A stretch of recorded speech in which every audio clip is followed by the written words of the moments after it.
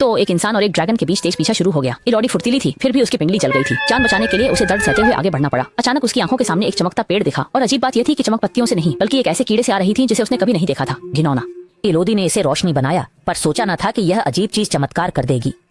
इलोडी तुरंत एक गुफा में छिप गई और थक कर सो गई। बुरे सपने से जागी तो देखा घाव पर नीले कीड़े रेंग रहे थे। घृणा से उन्हें हटाया, पर हैरान थी कि अजगर का जलाया घाव भर गया था।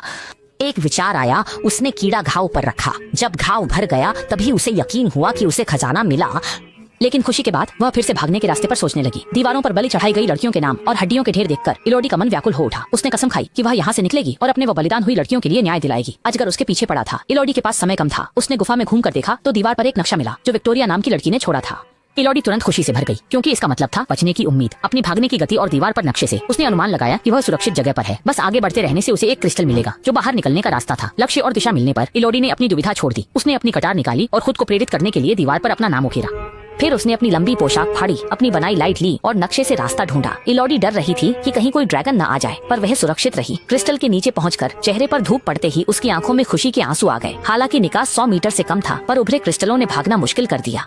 वे घने फैले थे, किसी चीज से बचाव कर रहे थे। इलोडी को एक मुकुट मिला, सोचा विक्टोरिया का है। कोई कंकाल नहीं था, मतलब वह निकल चुकी थी। इस सफलता से इलोडी को हिम्मत मिली। उसने कपड़े फाड़कर हाथ पैरों पर बांधे ताकि घर्षण बढ़े और क्रिस्टल से चोट न लगे। फिर मुकुट ले चढ़ाई की। इलोडी तेजी से चढ़ी, तभी ड्रैगन भी आ गया।